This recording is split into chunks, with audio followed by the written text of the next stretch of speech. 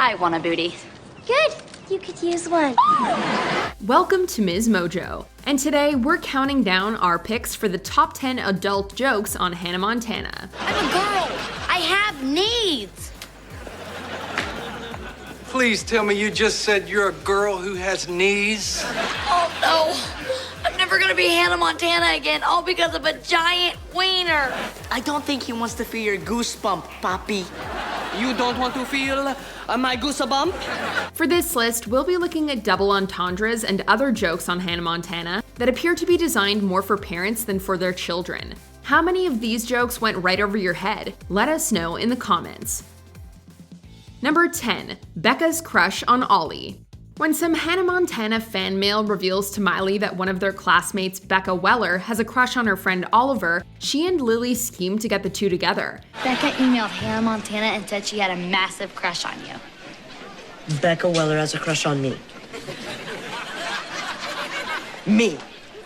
I know, we were shocked too. They tell Oliver about her crush, and he responds with a very questionable quote about how Becca wants to take a ride on the Ollie trolley.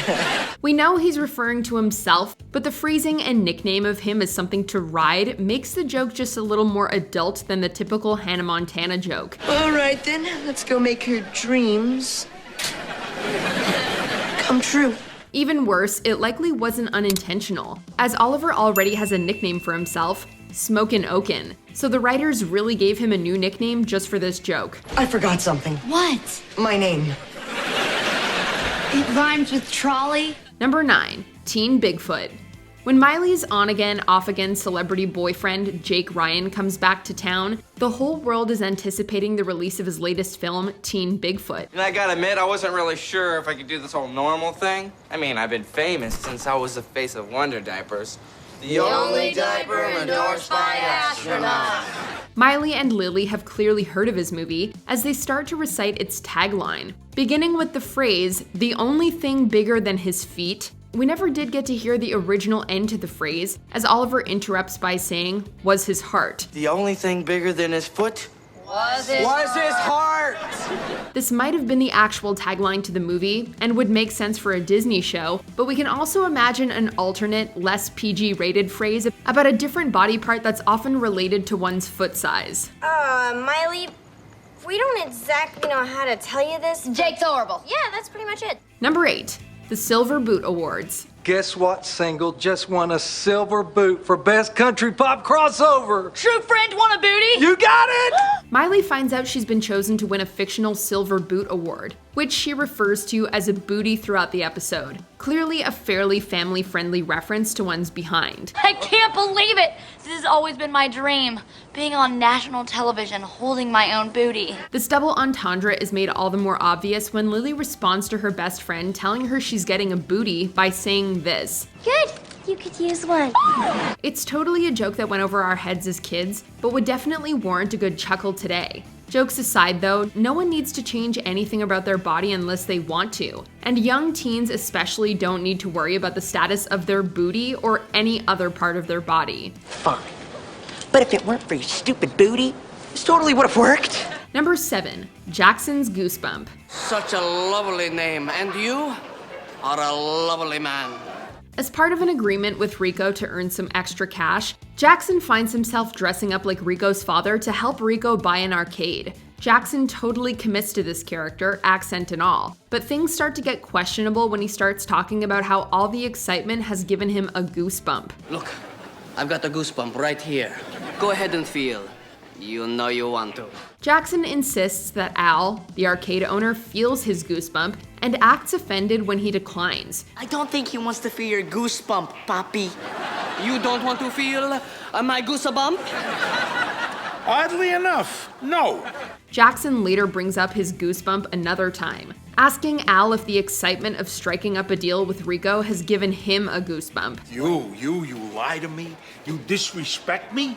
You treat me like a fool just to close a lousy, stinking deal? I love that. Does it give you a goosebump? This makes it even more clear that this joke oddly enough refers to a different part of the body that responds to excitement. Number 6. What happens? Maybe I should stop using Uncle Earl's homemade gas. You think? The Stewarts are known for their groan-worthy puns, but this is one pun that the vast majority of the show's audience didn't understand. I think I finally got it all off. I guess I just didn't get it all out. When an unfortunate case of wrong time, wrong place causes Mama's accident to cover Miley's face in soot, Miley laughs it off by saying, Soot happens. It's the kind of line that kids didn't think much of, but probably made parents do a double take just to make sure she didn't say something different. Honestly, it's surprising that a joke like this made it past censors, which truly makes the moment all the more shocking. I'm glad to see that not everybody in this family blames a poor innocent car on all of their troubles. Yeah, of course not. I love that car. I hate that car. Number 5, Miley's knees. Every father wants his daughter to stay an innocent little girl forever, including Robbie Ray Stewart. You want me to go, don't you? No, I don't. Yes, you do, because I'm all up in your business. But when Miley begs her father to let her go on a date without the watchful eye of her bodyguard Roxy nearby, he's informed of the harsh reality that his daughter apparently has needs. I'm a girl. I have needs. Now, we're not sure exactly what Miley meant by that, especially because she was only about 14 years old on the show at this point. Please tell me you just said you're a girl who has knees. Apparently, Robbie didn't want to think too hard about the meaning either, as he glosses over the statement by choosing to believe Miley was just reminding him that she has knees instead. Number 4, theoretical surgery side effects. After Miley loses her voice so badly she needs surgery to correct it, she has some extreme anxiety leading up to her operation. There was a 1 in a million chance you'd be a rock star, and that happened. There was a 1 in a million chance I'd be a pop star, and that happened. Face it, this family's 1 in a million central. In typical older brother fashion, Jackson is little help when he starts listing off increasingly ridiculous things that could go horribly wrong during her surgery. Besides, what do you think's gonna happen? Just as the surgery's about ready to start, a meteor hits a bus. He terrifies Miley with a story of a giant neon wiener flying through the air and into some power lines, causing a power outage in the operation room. The bus drives into a hot dog stand, a giant neon wiener flies into the power lines, the lights go off in the operating room, and then the next thing you know, you're spending the rest of your life singing like Aunt Pearl after she swallowed that kazoo. Miley is so shaken by the story, she fearfully exclaims what's likely many celebrities' greatest nightmare, that a giant wiener is what's going to ruin her career as Hannah Montana. Oh no, I'm never gonna be Hannah Montana again, all because of a giant wiener. Number 3, Mr. Dontzig's Robe. A minor but memorable character in the series, Mr. Dontzig was the Stewarts' obnoxious next-door neighbor and Robbie Ray's neighborhood rival. What would another leaf from your tree be doing in my hot tub? I don't know. Maybe he wanted to party. His first appearance on the series is part of what made him such a memorable character, as his entrance is quite shocking. Looking off screen, Jackson complains about seeing Mr. Dontzig approaching their driveway wearing a robe. Hey there, neighbor! Oh man, it's Mr. Dontzig.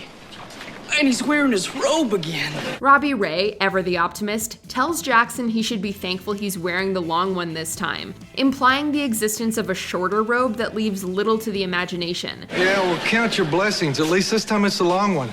We count ourselves lucky, too, that we never had to see that other robe on screen. So, something needs to be done about this.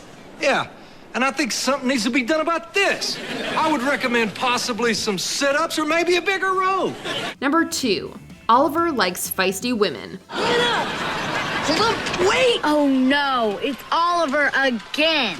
Before Oliver knew his best friend Miley was secretly Hannah Montana, he had a huge crush on the pop star. He snuck into my dressing room last week, nearly jumped on stage the week before, and just when you think he can't get any more obsessed, bam! He kicked it up a notch. This meant it was more difficult than anticipated to hide her secret identity, as Oliver proved he was willing to do whatever it takes to get close to Hannah. He even sticks his arm through the window of Hannah's limo after a concert, begging her to kiss his hand. Hannah, please, kiss my hand and I'll never wash it again. She instead has Lily's dog lick Oliver's hand, and thinking it's Hannah, Oliver seems to like it way too much. He calls Hannah an animal and declares his love of feisty women. That's a little too much information that we really didn't need to know about Oliver. Come on, Thor, make yourself useful.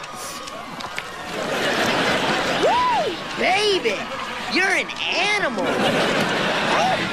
I like him feisty. Before we continue, be sure to subscribe to our channel and ring the bell to get notified about our latest videos. You'll have the option to be notified for occasional videos or all of them. If you're on your phone, make sure you go into your settings and switch on notifications. Number 1. Aunt Dolly bouncing in. Family! So glad to have you here. Good times, yeah. While catching Lily up on the decades-old bitter rivalry between Miley's Aunt Dolly and her Mama, Miley tells the story of how it all started. Mama was dating none other than Elvis Presley, but the moment he saw Aunt Dolly bounce in, that was all it took for him to dump poor Mama. It was high school. Mama was having a summer romance, and then Aunt Dolly bounced in and, well, that was pretty much all she had to do. The bouncing part of this story is key to this joke, especially once you realize that Aunt Dolly is played by Miley Cyrus's real-life godmother and music legend Dolly Parton. Mama never forgave Dolly for stealing the love of her life, Mr. Elvis Presley. Considering her uniquely attention-grabbing figure, it's no wonder Aunt Dolly's bouncing had Elvis so entranced. Hey, look at my sparkly nails. Just had them done for the award show. Do you agree with our picks? Check out this other recent clip from MsMojo and be sure to subscribe and ring the bell to be notified about our latest videos.